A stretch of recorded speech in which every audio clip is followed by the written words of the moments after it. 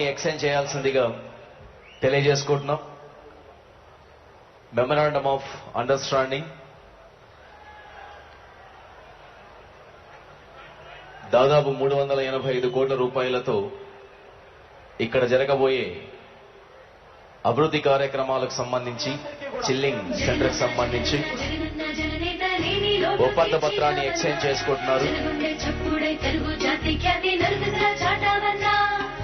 జగనన్న జగనన్న జగనన్న ఇట్లాగే నూరేలు మందేలు మా అన్న నలిని రాకతో తెలుగు గడ్డకున్న కష్టాలు కలిగాయన్న అమూల్ సంస్థచే చిరు సత్కారాన్ని అందుకోబోతున్నారు మన రాష్ట్ర ముఖ్యమంత్రి వర్యులు.